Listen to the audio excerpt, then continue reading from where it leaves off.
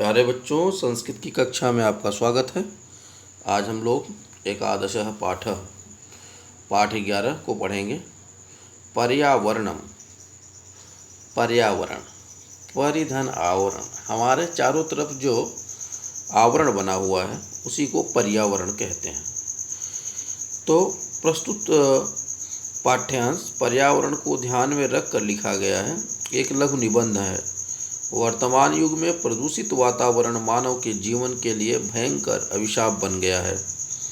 नदियों का जल कलुषित हो रहा है, वन वृक्षों से रहित हो रहे हैं, मिट्टी का कटाव बढ़ने से बाढ़ की समस्याएं बढ़ती जा रही हैं।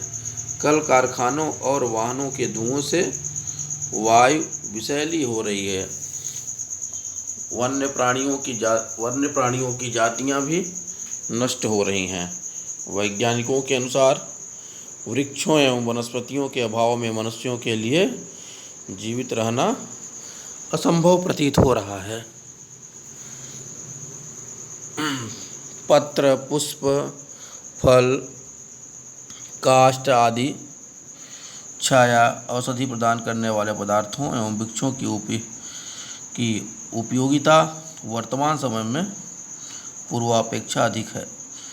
ऐसी परिस्थिति में हमारा कर्तव्य है कि हम पर्यावरण का संरक्षण करें।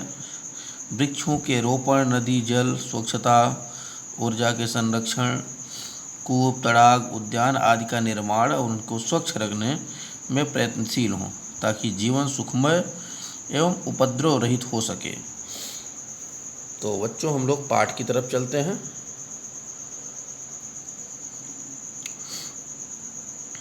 प्रकृति समेषां प्राणिनां संरक्षणाय ययते। प्रकृति समान रूप से इन प्राणियों की सुरक्षा की कोशिश करती है। यम सर्वान् पुष्णाति विविध प्रकारैः सुख साधनैः च।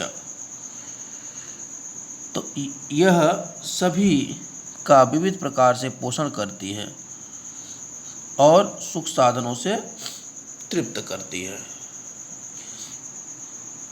आगे चलते हैं हम लोग।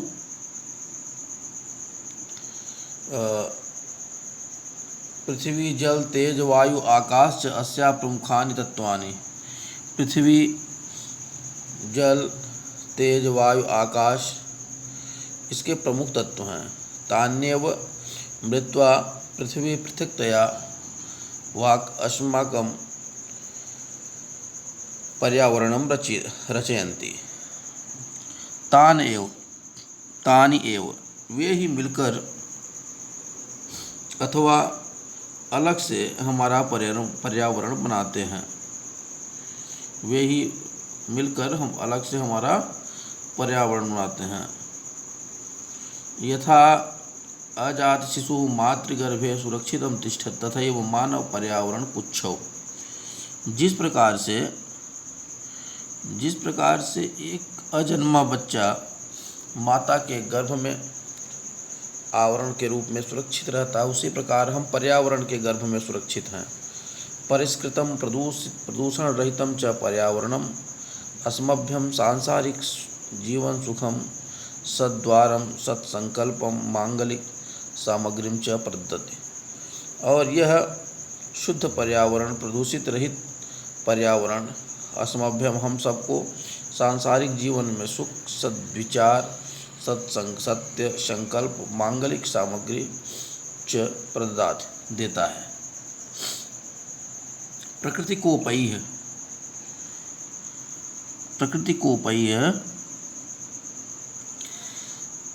आतंकितो जनः किं कर्तुं प्रभवति। जलप्लावनैः, अग्निभयैः, भूकंपैः, वातचक्रैः,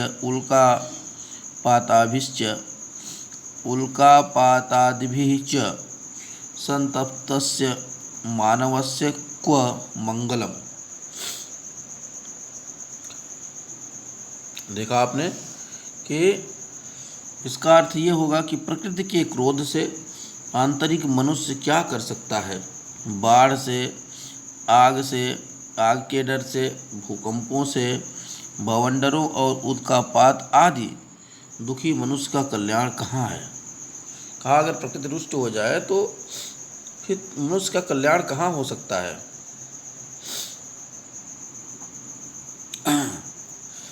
हाँ, आगे चलते हैं।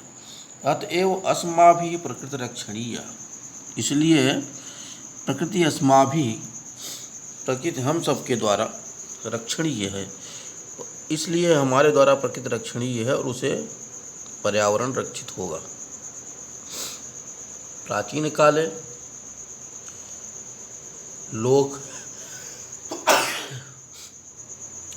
काले लोक लांसिन ऋषियो वने निवसन्ति स्म। प्राचीन समय में लोक कल्याण की कामना करने वाले ऋषि वन में रहते थे। यतो ही वने सुरक्षितम पर्यावरणम संलुभते स्म। यतो ही, क्योंकि वन में ही सुरक्षित पर्यावरण उपलब्ध होता था। तत्र विविध विभागा कलकोजित स्रोत रसायनम ददाति। तत्र वहाँ पर अनेक प्रकार के पक्षी अपने कलरवों से कानों को अमृत देते थे। अपने कलरवों से कानों को अमृत प्रदान करते थे। सरितो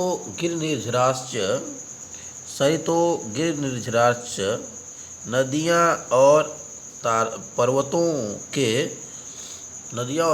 के अमृत स्वाद निर्मल जलम प्रयच्छन्ति।